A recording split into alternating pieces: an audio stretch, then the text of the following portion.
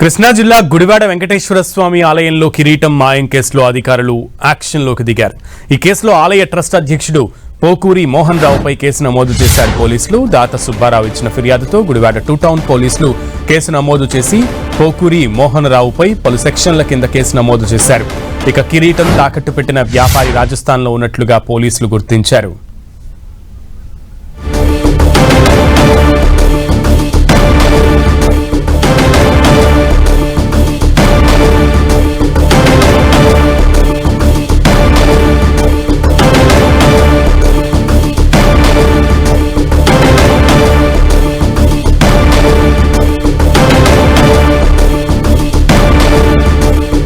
గుడివాడ వెంకటేశ్వర స్వామి ఆలయంలో కిరీటం మాయానికి సంబంధించి పోలీసులు దూకుడు పెంచారు.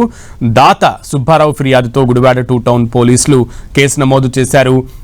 అయితే కిరీటం తాకట్టు పెట్టుకున్న వ్యాపారి అయితే రాజస్థాన్లో ఉన్నట్లుగా పోలీసులు గుర్తించారు. దీంతో అతని కోసం వేటైతే కొనసాగిస్తున్నారు. మరోపక్క ఆ వెంకటేశ్వర స్వామి ఆలయంలో ఎవరైతే ఈ ధర్మకర్త మండలి సభ్యుడు ఉన్నారో, ఆలయ ట్రస్ట్ అధ్యక్షుడు ఉన్నాడో పోకూరి మోహన్ రావుపై పలు సెక్షన్ల కింద పోలీసులు కేసు నమోదు చేశారు.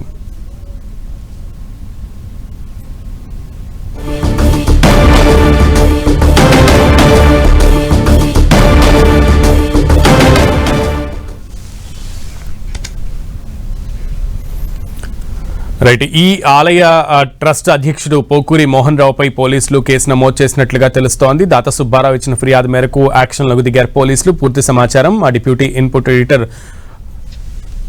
జయరాజ్ అందిస్తారు. జయరాజ్. సునీల్, దేవుడి సొమ్ముని ఆలయ పాలక వర్గమే కాజేసినటువంటి వైనం. దీనికి సంబంధించి దాదాపు ₹1 కోటి విలువైనటువంటి బంగారు ఆభరణాలని అతి తక్కువ మొత్తానికి తాకట్టు పెట్టి ఆ మొత్తాన్ని వినియోగించుకోవటం ఆలస్యంగా వెలుగులో చూసింది.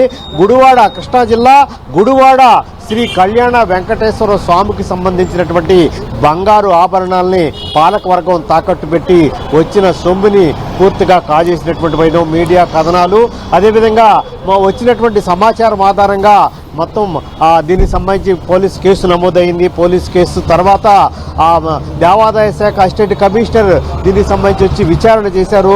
చాలా ఆసక్తికరమైనటువంటి అంశాలన్నీ కూడా వెలుగులోకి వచ్చినటువంటి పరిస్థితి ఉంది.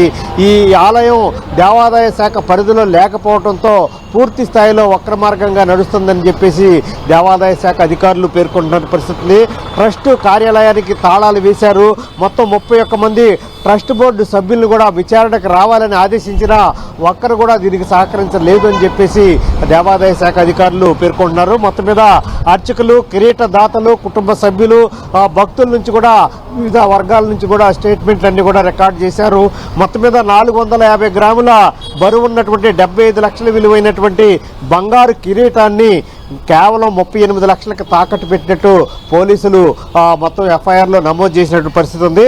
దాతలు మాటూరు సుబ్బారావు ఫిర్యాదుతో ట్రస్ట్ అధ్యక్షుడు పోకూరి మోహన్ రావు పైన, అదేవిధంగా మిగతా వ్యక్తులపైన కూడా వివిధ సెక్షన్ల కింద కేసు నమోదు చేశారు. రికార్డులన్నీ గదిలో ఉంచి మొత్తం భద్రపరిచారు. మొత్తం మీద తాకట్టు పెట్టుకున్నటువంటి వ్యాపారి ప్రస్తుతం అయితే గుడివాడలో లేరు, వేరే రాష్ట్రానికి తరలినట్టుగా తెలుస్తూ ఉంది. దీంతోపాటు తాకట్టు పెట్టినటువంటి పాలకవర్గం కూడా అందుబాటులో లేరు.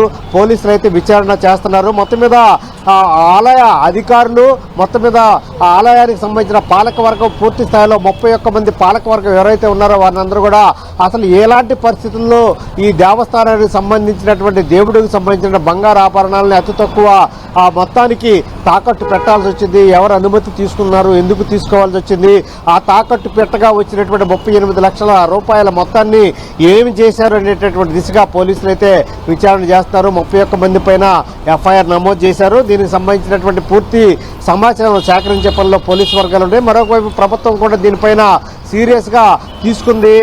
దేవాదాయ శాఖ ఉన్నతాధికారులు కూడా విచారణకు ఆదేశించింది. దేవాదాయ శాఖ పరిధిలో ఈ ఆలయం లేకుండా ప్రైవేటు ట్రస్ట్ బోర్డు ద్వారానే ఆలయం నిర్వహణ జరుగుతున్న వల్లనే ఎలాంటి అరాచకాలు జరుగుతున్నాయంటే గుర్తించినటువంటి పరిస్థితి ఉంది.